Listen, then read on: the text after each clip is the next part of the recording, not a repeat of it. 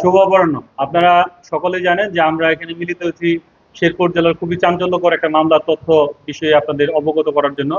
আপনারা জানেন যে গত 1 তারিখে শেরপুর জেলার শ্রীবর্দী পৌরসভায় একটা বিশাল আকার ট্রাঙ্কের মধ্যে একজন অজ্ঞাতনামা মহিলার গলিত লাশ উদ্ধার করা হয়।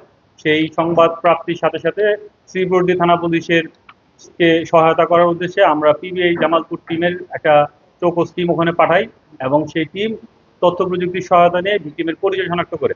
আমরা ভিকটিমের পরিচয় জানতে পারি, তার নাম ডলি আক্তার, বাড়ি নেত্রকোনা। এই তথ্যকে সংগ্রহের পরপরই আমরা এই হত্যা মামলার রহস্য উদ্ঘাটনে মনোযোগী হই এবং সেই সংক্রান্তে আমি একাধিক টিম মোতায়েন করি এবং প্রত্যেককে আলাদা আলাদা ভাবে টাস্কিং করি এবং নিজে সার্বক্ষণিক তদারকি করি।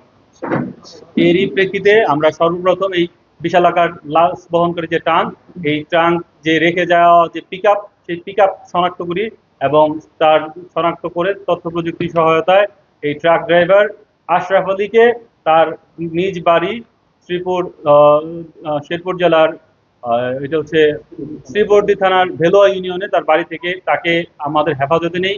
একই সাথে এই হত্যাকাণ্ডে যে রেখে যাওয়া ট্রাঙ্ক, সেই ট্রাঙ্কের যে পিকআপ, ব্যবহৃত পিকআপটি আমরা জব্দ করি।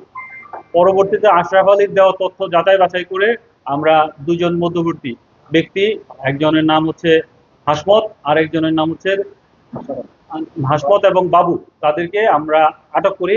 আটক করে তাদের থেকে আমরা আসলে মূল যে ব্যক্তি, মূল হত্যাকাণ্ডে যে সংঘটিত করেছে সেই ব্যক্তি নিয়ামুল নাহিদ, তাকে আটক করতে সক্ষম হই। এই আটক করার ক্ষেত্রে আমরা অনেকগুলো জায়গায় ঢাকার গাজীপুর এবং ময়মনসিংহ, জামালপুর এবং নারায়ণগঞ্জ এই সমস্ত জায়গায় অভিযান পরিচালনা করি। সর্বশেষ এই নিয়ামুল নাহিদ এবং তার স্ত্রী রিক্তামণিকে আমরা শেরপুর সদর থানার দিন পল্লী বিদ্যুতের সামনে থেকে এক চেকপোস্ট বসিয়ে যাত্রীবাহী বাস থেকে আটক করি।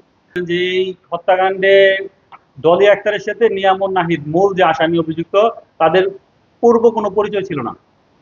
এই নিয়ামুল নাহিদ ওইখানে এই শ্রীপুর তো এটা আসলে, হ্যাঁ শ্রীপুর, গাজীপুরের শ্রীপুরে ওখানে একটা টেক্সটাইল ফ্যাক্টরিতে চাকরি করতো, ওনার ওয়াইফও টেক্সটাইল ফ্যাক্টরিতে চাকরি করে।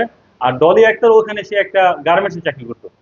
আমরা যেটা জানতে পারছি যে ডলি একটা গার্মেন্টসে চাকরি করলেও আরো নানাবিধ কার্যক্রম সাথে ছিল। ঘটনাক্রমে এই আপনার এই নিয়ামুল নাহিদের সাথে 30 তারিখ রাতে তার এক জায়গায় সাক্ষাৎ হয়।